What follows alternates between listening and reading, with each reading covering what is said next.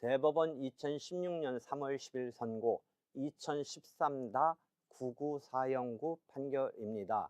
근저당권자가 유치권 신고를 한 사람을 상대로 경매 절차에서 유채권을 내세워서 대항할 수 있는 범위를 초과하는 유치권의 부존재 확인을 구할 법률상 이익이 있는지 여부에 대해서 적극적으로 보았고요.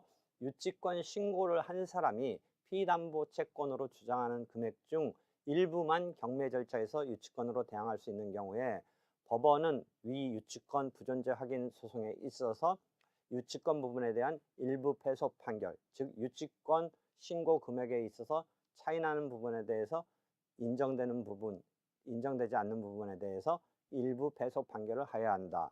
그 다음에 유치권 부존재 확인 소송에서 유치권의 목적물과 결연관계에 있는 채권의 존재에 관한 주장 증명 책임의 소재는 피고에게 있다라는 요지입니다. 사안을 보도록 하겠습니다. 채권자 A는 채무자 소의 1소유의 부동산에 관해서 강제경매를 신청하였습니다.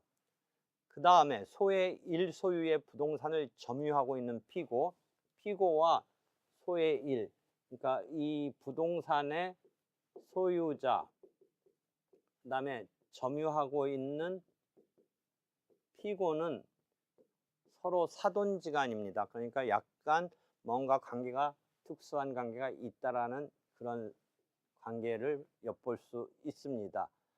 그 피고가 점유하고 있는 소의 1소유의 부동산에 대해서 채권자 A가 신청한 경매 절차에서 위 부동산에 관해서 피고는 30여억 원의 공사대금 채권을 피담보 채권으로 하는 유치권이 있다고 주장하며 유치권 신고를 하였습니다.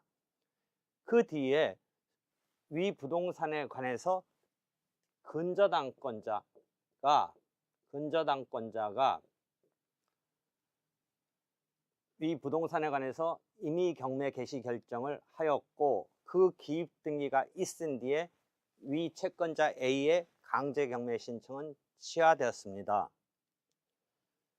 이 근저당권자인 원고는 점유하고 있는 피고를 상대로 피고가 위 공사대금 채권을 가지고 있지 않고 그 다음에 위 부동산을 점유한 사실도 없음에도 유치권 신고를 하였다고 하면서 피고의 유치권이 없다는 확인을 구하는 소를 근저당권자가 이 점유하고 있는 자를 상대로 유치권 부존재 확인 소송을 제기한 것입니다. 이에 대해서 점유하고 있는 피고는 유치권이 있다고 주장하고 한편 원고는 피고가 이 공사대금 채권을 가진다고 하더라도 피고의 유치권은 2억 원 정도 이상은 존재하지 않는다. 넘어서는 존재하지 않는다. 지금 피고는 한 30억 원의 채권이 있다고 하는데 만약에 유치권으로 가지고 있는 공사대금 채권이 있더라도 그것은 2억 원을 초과하지 않는다. 이런 다툼을 하였습니다. 쟁점이 되는 것은 피고의 유치권 존재 여부에 관한 다툼이 있어서 이 유치권 부존재 확인 소송이 확인의 이익이 있는지 여부입니다. 그 다음 심리 결과 피고가 유치권의 피담보 채권으로 주장하는 금액의 일부만이 이 사건 경매 절차에서 유치권으로 대항할 수 있는 것으로 판단되는 경우에는 법원은 특별한 사정이 없다면 그 유치권 부분에 대해서 일부 패소의 판결을 할 수 있는지, 실제 보면 그 금액이 일부 인정되기 때문에 원고의 유치권 부존재 확인 소송에 대해서 기각을 한 원심에 대하여서 이 지금 상고심인 본 대상 판결이 문제를 삼고 있는 것입니다. 나아가 유치권 부존재 확인 소송에서 유치권의 목적물과 결연관계에 있는 채권의 존재에 관한 주장 증명 책임은 피고에게 있다. 그래서 그 소재도 문제가 되었습니다. 소송의 경과를 보도록 하겠습니다. 원심은 저당권자가 유치권 부존재 확인을 구할 법률상 이익이 있더라도 이러한 의혹만으로 곧바로 피담보 채무를 확정할 법률상 이익이 발생하지 않는다고 하면서, 한편 이 사건에서 피고는 위 부동산을 유치할 권리가 있고, 즉 피고가 피담보 채권을 가지고 있고 점유가 인정되고, 또한 이 사건에서 유치권의 피담보 채무의 구체적 범위에 관해서는 판단할 필요가 없다고 보았습니다.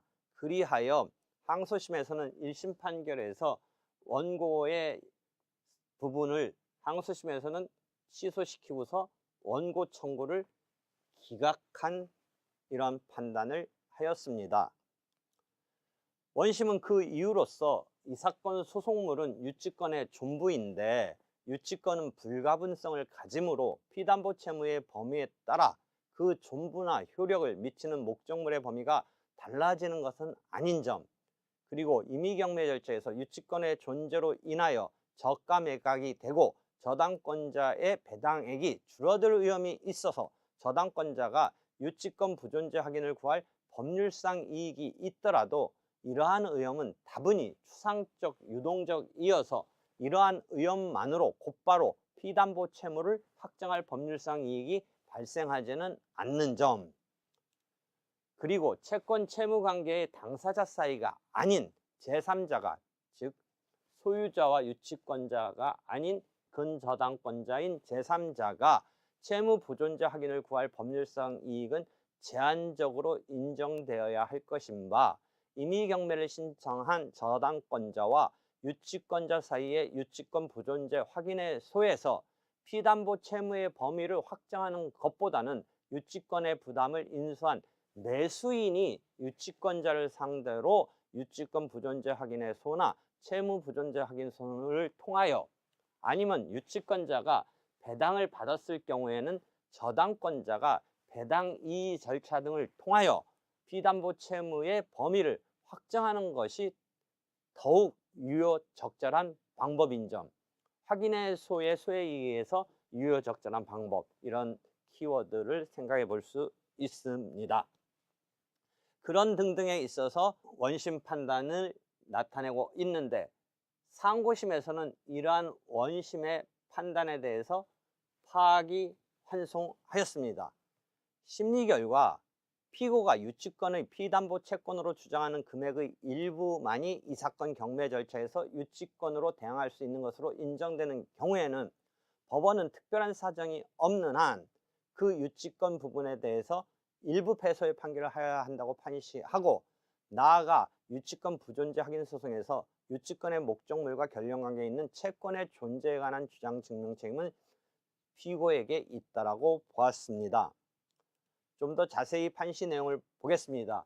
확인의 소의 소의 이익의 일반론을 미리 앞에서 전제하고 있습니다. 확인의 소는 원고의 법적 지위가 불안의엄할 때 그 불안의엄을 제거하며 확인 판결로 판단하는 것이 가장 유효적절한 수단인 경우에 인정되는데, 민사집행법 제268조에 의해서 담보권의 실행을 의한 경매 절차에 준용되는 같은 법 제91조 제5항에 의하면 유치권자는 경락인에 대해서 피담보 채권의 변제를 청구할 수는 없지만 자신의 피담보 채권이 변제될 때까지 유치 목적물인 부동산의 인도를 거절할 수 있어서 경매 절차의 입찰인들은 낙찰 후에 유치권자로부터 경매 목적물을 쉽게 인도받을 수 없다는 점을 고려하여 입찰하게 되고, 그에 따라 경매 목적 부동산이 그만큼 낮은 가격에 낙찰될 우려가 있다. 이와 같이 저가로 낙찰되는 것으로 인해서 경매를 신청한 근저당권자의 배당액이 줄어들거나 경매 목적물 가액과 비교해서 거액의 유치권 신고로 매각 자체가 무산될 가능성 위험이 경매 절차에서 근저당권자의 법률상 지위를 불안정하게 하는 것이므로 이 불안을 제거하기 위한 근저당권자의 이익을 단순한 사실상 경제상의 이익이라고 볼 수는 없다. 기존의 판례에서도 설시한 내용입니다. 근저당권자는 유치권 신고를 한 사람을 상대로 유치권 전부의 부존재뿐만 아니라 경매 절차에서 유치권을 내세워 대항할 수 있는 범위를 초과하는 유치권의 부존재 확인을 구할 법률상 이익이 있고, 심리 결과 피고가 유치권의 피담보 채권으로 주장하는 금액, 이 사안에서는 30 얼마의 억 원의 유치권 신고를 했는데 일부만이 경매 절차에서 유치권으로 대항할 수 있는 것으로 인정되는 경우, 예컨대 이 사안에서는 뭐 2억 얼마 정도로 인정되는 경우에는 법원은 특별한 사정이 없는 한 그 유치권 부분에 대해서 일부 패소의 판결을 하여야 함에도 원심이 유치권의 피담보 채권의 범위를 심리 판단하지 않고 일부라도 유치권으로 주장하는 금액이 있기 때문인지 원고의 청구를 모두 배척한 것에는 잘못이 있다고 보았습니다.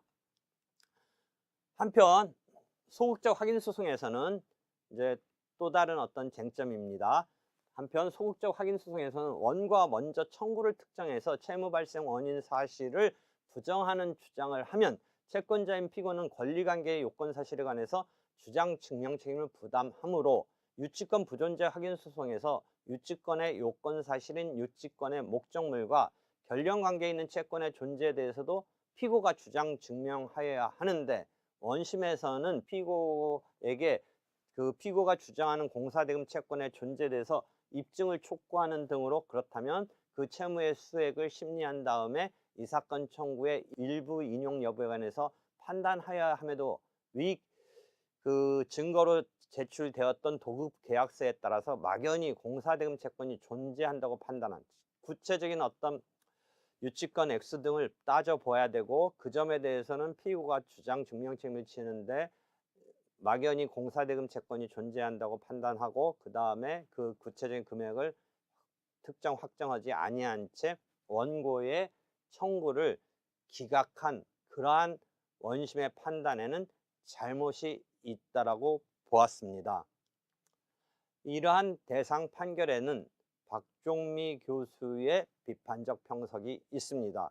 유치권 부존재 확인 소송에서의 판단 범위에 대한 비판적 검토로 대상 판결의 상고심, 대상 판결의 판시보다는 원심의 청구 기각의 그런 판단이 옳다라는 취지의 비판적 검토입니다.